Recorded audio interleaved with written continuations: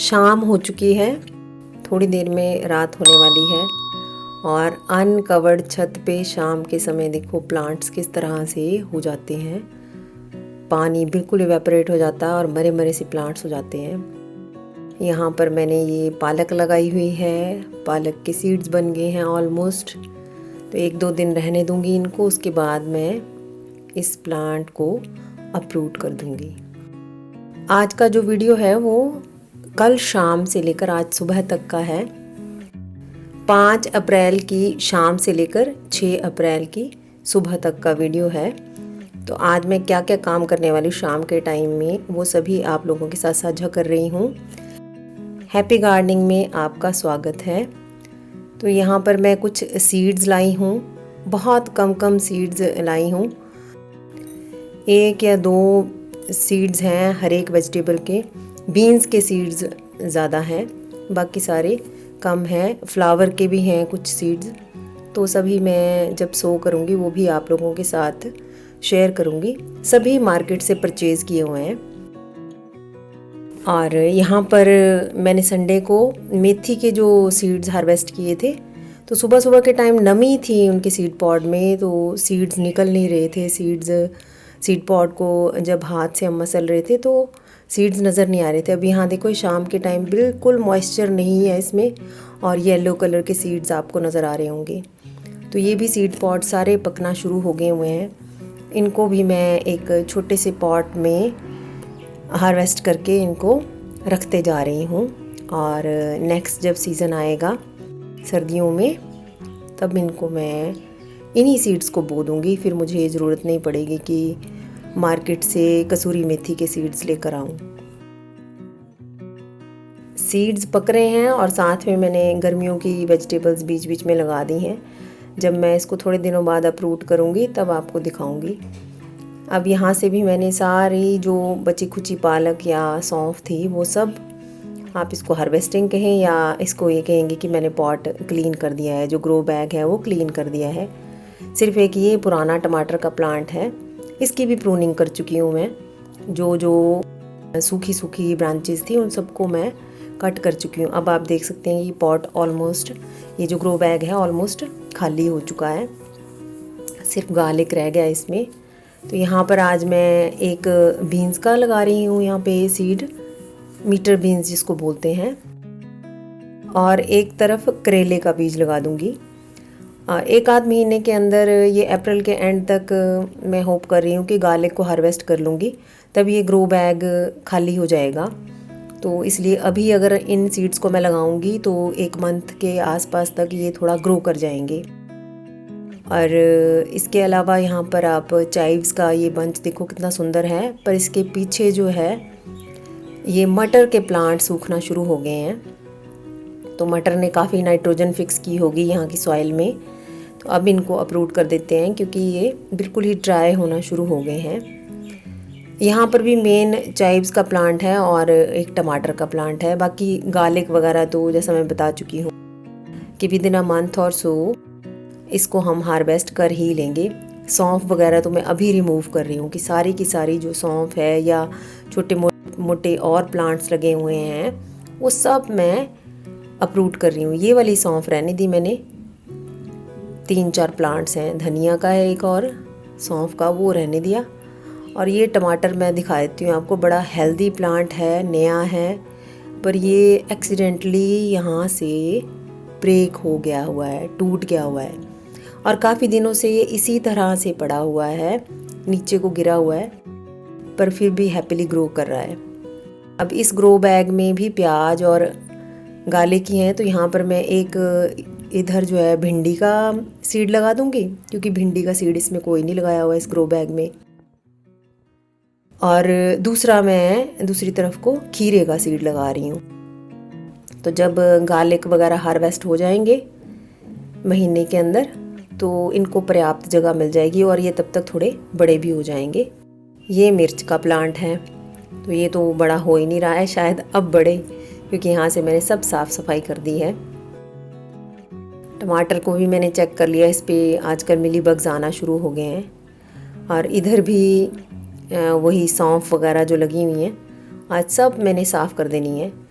ऐसा साफ़ करने से फ़ायदा तो है कि न्यूट्रिशन जो है प्लांट्स को मिलेगी, बाकी जो प्लांट्स बच गए हैं, पर एक नुकसान भी है। आजकल धूप बड़ी तेज़ पड़ रही है तो एक्सपोज हो गई मिट्टी, सारी की सारी मिट्टी जिसके ऊपर शेड पड़ रही थी इन पौधों की, वो एक्सपोज हो गई हुई है।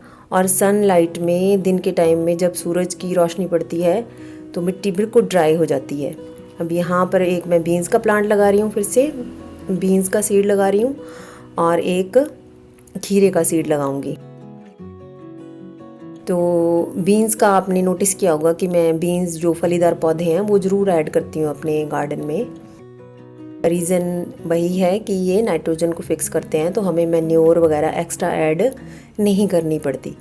जो प्लांट्स की ग्रोथ में हेल्प करती है वो वाली हमें एक्स्ट्रा नहीं डालनी पड़ती खाद, चाहे केमिकल हो चाहे ऑर्गेनिक हो।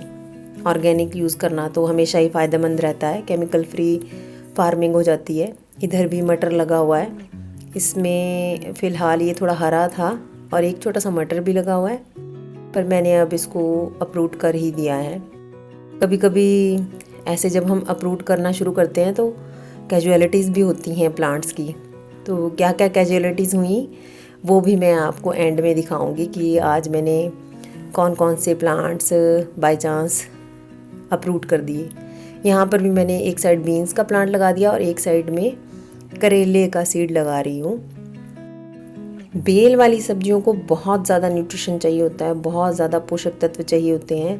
पहले तो अपने आप ग्रो करने के लिए इतनी लंबी बेल होती है और फिर हार्वेस्ट प्रोड्यूस करने के लिए इसको बहुत ज़्यादा निरंतर, इसको लगातार न्यूट्रिशन प्रोवाइड करनी पड़ती है थोड़े थोड़े दिनों के अंतराल पे। यहाँ देखो टमाटर के ऊपर ये देखो मिलीबग लगा ना, ये तो पता नहीं जान का दुश्मन ही है, ये तो प्लांट्स की जान का दुश्मन है। और इसको लगातार ना चेक करो तो ये तो खा ही जाए पूरे प्लांट को।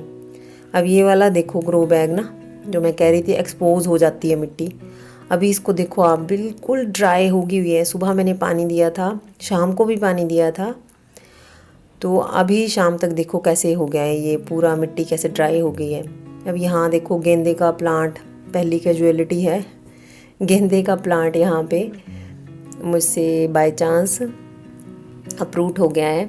जबकि गेंदा जो है वो हमारे वेजिटेबल गार्डन के लिए बहुत अच्छा होता है, बहुत सारे इंसेक्ट पेस्ट को रिपेल करता है, या ये कह सकते हैं कि बहुत सारे इंसेक्ट और पेस्ट जो होते हैं उनको अपनी तरफ अट्रैक्ट कर लेता है, वेजिटेबल्स की साइड नहीं जाने देता।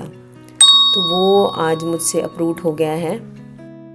ये सारे काम निपटाते निपटाते अंधेरा हो गया और ये 2 सीड्स में वाइट 4 o'clock प्लांट जिसमें वाइट फ्लावर्स आते हैं वो लेकर आई थी सीड्स, तो उनको यहाँ पर लगा रही हूँ। जो रफ़ एंड टफ़ थोड़े से पॉट्स हैं, DIY पॉट्स कह सकते हैं इनको, तो उनमें लगा रही हूँ। ये रोड साइड से मैंने सीड्स कलेक्ट किए थे, इनमें वाइट और पिंक का मिक्स जैसे फ्लावर आते हैं, वाइट भी होते हैं प्योर और पिंक भी होते हैं। अब ये सुबह का वीडियो है, आज सुबह का 6 अप्रैल का। ये चीज़ें सारी मैंने अपलोड की थी शाम को।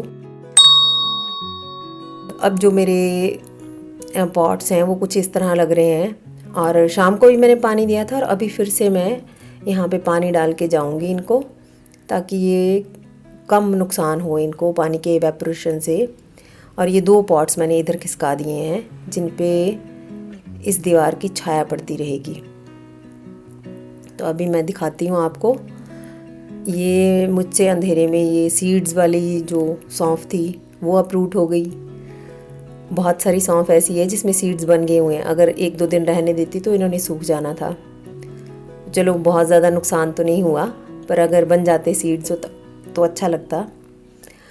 इसके अलावा यहाँ पर एक गेंदे का प्लांट मैंने दिखाया था आपको, वो बाय चांस मुझसे अप्रूट हो गया। और अब जब सुबह सुबह मैंने देखा तो ये एक गार्लिक भी मुझसे अप्रूट हो गया, काफ़ी गोल सा बन गया हुआ है, तो ये बाय चांस मुझसे अप्रूट हो गया। ये सुबह सुबह का सूरज है और ये सीड फार्म है, इसमें आप देखो गेहूं जो है वो गोल्डन कलर की हो गई हुई है।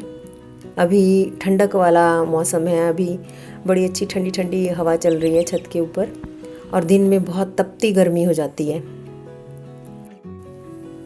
तो बड़ी फ्रिक्वेंटली पानी देते रहें प्लांट्स को। जाने से पहले मैं आपको ये डॉग फ्लावर के सीड पॉड्स दिखा रही हूँ।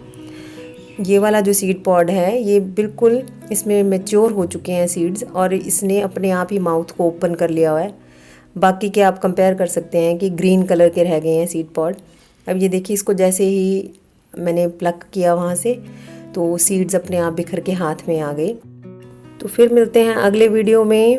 आप भी इस तरह से सीड कलेक्ट करिए, गर्मियों के सीड्स लगाइए, सर्दियों के प्लांट्स के सीड्स कलेक्ट करिए और बहुत बहुत सारे पौधे लगाते रहिए। Happy gardening to all of you.